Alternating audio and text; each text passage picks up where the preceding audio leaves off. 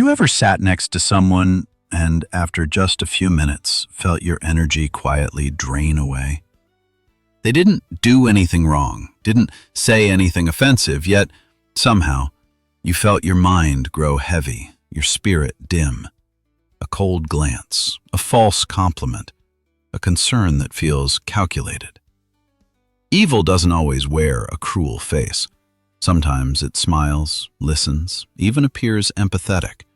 But behind that gentleness lies a hollow space, where compassion has been replaced by manipulation and pretense. The Stoic philosopher Marcus Aurelius once wrote, "No one can truly harm you unless you allow it into your mind." The Stoics believed that the world is full of things we cannot control, but how we respond to them is entirely our choice. So they do not rush to judge others. They observe with reason. They do not hide from the world. They learn to recognize who contaminates their spirit and maintain just enough distance to protect their inner peace. Because toxicity doesn't always come from actions. It comes from the kind of energy that slowly makes you lose yourself. And without awareness, you may not even notice someone twisting your kindness, your trust, and your self-respect, little by little. This isn't a warning. It's a journey, a path to reclaim clarity. Because once you truly see human nature, you no longer need to be on guard. You simply learn to keep your soul pure amid all that could cloud it. Today, we'll walk through 7 Stoic signs to help you recognize when you're near a toxic soul and how to protect your inner peace without losing your compassion. Number 1, manipulation. Some people never give orders, but always make you feel like you need to comply. They never speak directly, but they make you believe that if you don't obey them, you are doing something wrong. Manipulation doesn't start with violence. It starts with sweet words. Initially, it's a few compliments, some expressions of concern, and a few seemingly harmless small suggestions. But then, little by little, they make you doubt yourself. I once knew a colleague like that. He always seemed kind, always ready to help, always had a compliment at the right time. However, every time I succeeded at work, he would subtly suggest that it was probably just luck. Every time I was confident in myself, he would say I was being overconfident. Gradually, I started to fear making mistakes, fear displeasing him. I no longer trusted my own instincts, but only sought ways to satisfy others. That's when I realized manipulation is not about taking your time, it's about taking your mind. The Stoics call this a loss of self-mastery, when you let others' emotions, words, or glances define your worth. Seneca once wrote, "He who is afraid of too many things is the easiest person to lead." When you are afraid of displeasing someone, afraid of being judged, afraid of not being liked, you have given them the key to control your life. And manipulators know this very well. They sow a kind of sweet doubt in you, making you believe they understand you better than you understand yourself. To escape manipulation, you don't need to argue or prove anything. You just need to return to your own clarity. Ask yourself, is this person making me freer or more dependent? Because a truly good person will make you strong, not weak. They lead you to independence, not reliance. The Stoics believe that freedom is not found in the external world, but in the ability to hold steady in your mind against all influences. When you are no longer manipulated by fear or praise, you return to mastering yourself. And that is the one strength that no one can take away. Number 2, the mask of charm. Some people enter your life like a gentle breeze. They make you feel heard, understood, and cared for, especially. Every word they say is sweet, precise, and seems to touch exactly what you need. You feel like you've found a soulmate, until you realize everything they do has been carefully calculated to win your trust. A person wearing the mask of charm never comes with the intention of helping, but of taking. They use a smile to disarm you, use concern to unlock your defenses, and use compliments to bind you with trust. But then, when they have gotten what they want, that warmth vanishes, revealing a chilling coldness. Marcus Aurelius once wrote that the soul takes on the color of its thoughts. When a person constantly thinks about how to be liked and adored, they gradually lose their true nature. Their charm is no longer natural beauty, but a tool for manipulation, for deception, for maintaining emotional power over others. I once knew a friend like that, someone who always made everyone feel special. He remembered everyone's birthday, always checked in, and always knew how to make everyone believe they were valued. But only until you are no longer useful to him will you find yourself forgotten, as if you never existed. The compliments vanish, the concern becomes indifferent, and you realize everything that felt sincere was just a skillful performance. The Stoics do not judge people by what they say, but by how they behave when there is no audience. Words can be embellished, but actions always reveal the truth. Therefore, do not let yourself be swept away by the false brilliance of charm.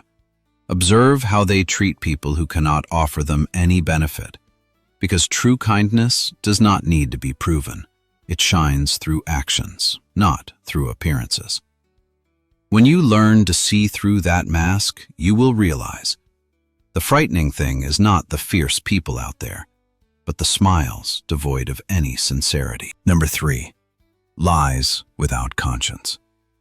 Lies are something no one wants to confront, but they are more prevalent than we think. It is not always obvious. Sometimes it is just a distorted detail, a truncated statement, a truth concealed to steer others where they want them to go. People who lie are very good at deceiving the senses of others. They only need to be silent at the right time and allow you to believe what they want you to believe. I once trusted a friend like that. She told glamorous stories about her success, about the good deeds she had done, about how she was always honest. But then, over time, the pieces stopped fitting together. A few details changed every time the story was retold. As the truth gradually came out, I realized she wasn't lying out of fear, but because she saw it as a way to control her image. The Stoics say, "The truth does not need to be protected, for it stands firm on its own." Lying, conversely, always needs to be cared for, with excuses, with concealment, with new stories to cover up the old ones. And so, the liar becomes a slave to their own creations. They no longer live in reality, but in a maze of falsehoods they have erected. And the scariest thing is, they no longer feel guilty. The conscience is eroded bit by bit, leaving behind only a cold and arrogant mask, where truth and falsehood no longer have a boundary. If a person constantly makes you doubt yourself, be careful. That is a sign of manipulation through lies, when they make you believe that you are the wrong one. The Stoics do not argue with the liar. They simply withdraw in silence because they understand that truth does not need words to be proven. It only needs you to stand on its side. Because sometimes the strongest way to protect the truth is to not allow lies to touch your mind. Number 4, lack of empathy. Perhaps you have experienced this moment. You are sharing with someone about a sorrow, a loss, or just a terrible day. But instead of listening, they quickly shift the conversation toward themselves, comparing, recounting things they have been through, or advising you to not make such a big deal out of things. And so, even while sitting across from each other, you feel like you are talking to a cold wall. When empathy vanishes, people still smile, talk, still live together, but between them, an invisible distance has formed. Such people do not truly see anyone but themselves. They fail to notice the weariness in the eyes of the person across from them, nor hear the sadness hidden in the pauses. They only care when it benefits them. The Stoic philosopher Seneca once reminded us that human beings are born to help one another, not to turn away. But for those who have lost empathy, every relationship becomes a transaction. They give to receive, help to be acknowledged, and only listen when it makes them feel better about themselves. I once knew a person like that. She always appeared at fun parties, always ready to join in when there was laughter. But whenever someone faced difficulty, she disappeared. Once, when I asked why she didn't stay to help, she just smiled. "I don't deal well with negative energy." At that moment, I understood. She was not the type of person who could be relied upon. She wasn't running from sadness. She was just fleeing the responsibility of compassion. The Stoics understood that not everyone possesses the capacity for empathy. Therefore, instead of expecting it, they choose to recognize it and set boundaries. If you are around someone who constantly trivializes the pain of others, learn to step back. Do not try to change them. Do not seek comfort where they are incapable of giving it. Observe, but keep your distance. Listen, but do not let their words make you doubt your own feelings. And when necessary, step out of that relationship, not with anger, but with clarity. Protecting that boundary is not selfishness, but respect for your own soul, so that compassion always has a place to reside. Number 5, isolation and control. People who want to control you rarely start with a command. They begin with concern. With sweet words, they make you believe that they are only worried about you, that no one else is truly sincere. Initially, that makes you feel loved and protected. But then, one day you realize the circle around you is shrinking. You see friends less often, hesitate to share more, and every decision in your life gradually revolves around the emotions of one single person. I once witnessed a friend fall into that trap. At first, he said his girlfriend just wanted him to focus on the relationship. She gradually convinced him that his friends were a bad influence, that his family didn't really understand him. He believed it. Until one day, he looked around. There was no one left to talk to but her. And at that very moment, he realized he had been isolated without even knowing it. The Stoics held that when we let others decide what makes us happy or sad, we have lost our inner freedom. Control is not just an act of possessiveness. It is when someone makes you believe that your happiness depends on them. And the scariest thing is that control is often wrapped in affection. Such people rarely raise their voices. They just instill a sense of guilt in you every time you choose for yourself. They use silence to punish, use their gaze to force you to change, and use love to keep you in a cage lined with concern. If someone makes you feel like you need permission to live as yourself, stop. Love, in any form, never requires you to lose your freedom to keep it. The Stoics do not close their hearts, but they know how to set limits. They understand that peace does not come from pleasing others, but from knowing your own boundaries. Therefore, when you realize someone is gradually narrowing your world, step back, not to resist, but to reclaim space for your mind. Because sometimes the necessary action is not fighting the person who wants to control you, but choosing to stand on your own side, so that your soul is occupied by no one but you. Number 6, energy drainers. There are people who, just by sitting next to them for a while, make your spirit feel heavy.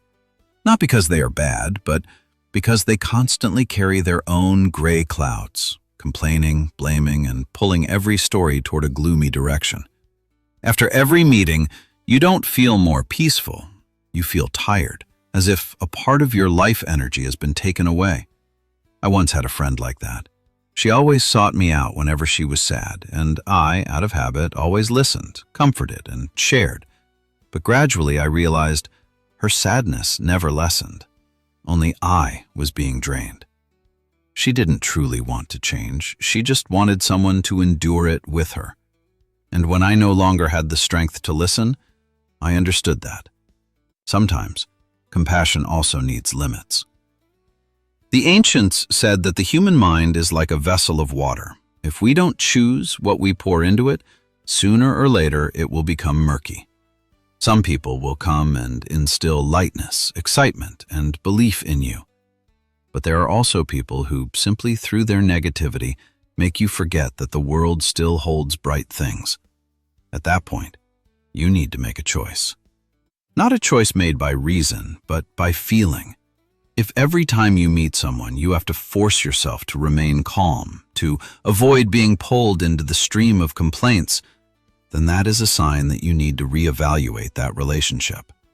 Sometimes fatigue does not come from the things we do, but from the people we are around.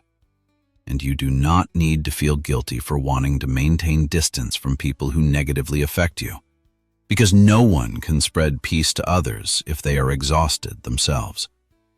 Dedicate your energy to relationships that make you feel peaceful, understood, and authentic, because you cannot save someone by harming yourself. Reserving energy for yourself is not selfishness. It is how you continue to love in a healthy, clear-headed way without losing yourself. Number 7, the cold heart. Some people hurt others and can still sleep soundly every night. Not because they don't know they are wrong, but because they no longer feel that it is wrong. They are accustomed to excusing their actions, blaming circumstances, and viewing hurting others as an inevitable part of life. I once knew a person like that. He always had a reason for every mistake. He yelled because he just wanted things to be better. He betrayed because he felt misunderstood. And every time someone was hurt because of him, he would say, "I'm just being honest with my feelings." To him, remorse was weakness, while coldness was seen as strength. But true strength is not in the ability to silence others, but in the ability to dare to listen to the voice of one's own conscience. A heart that does not know how to repent is not strong, but a heart that has become callous. Because when we no longer feel tormented by mistakes, we also lose the opportunity to become better. Remorse, painful as it is the first step for a person to return to the human part of themselves. People who do not repent will always be right in their story, and everyone else will be wrong. They can make you believe that you are the one who caused the problem, that you are the one who needs to change. And if you are not aware enough, you will be sucked into their vortex, where every emotion is distorted and every good intention is misunderstood. With such people, do not try to change them. You cannot stir a soul that has chosen to sleep. The only thing you can do is keep enough distance so that your mind is not unsettled, your kindness is not eroded, and your decency does not turn into hurt. You do not need them to admit fault to move on, and you do not need them to change to keep your own heart kind. Remorse is their choice, and peace is yours. We embarked on this journey to learn how to identify toxic people. But the deeper we go, the more we realize the true purpose is not to judge others, but to learn how to keep ourselves from becoming them. Every sign, manipulation, deceit, coldness, lack of empathy, serves as a mirror for us to look back at ourselves. Are we living as honestly, sincerely, and kindly as we wish to be? Stoicism does not teach us to close our hearts, but to open them consciously, so that no one can take away the light within, no matter how gloomy the external world may be. If these insights have caused you to pause and reflect, please share your thoughts in the comment section below. And if you found this video valuable, please like it and share it with someone else who is also seeking peace of mind. Finally, if you wish to continue this journey, the journey of learning how to remain calm amidst chaos, please subscribe to the channel so you don't miss the next videos. Thank you for staying until the very end. I will see you in the next journey, where we continue to learn how to live more steadfastly, clearly, and kindly every day.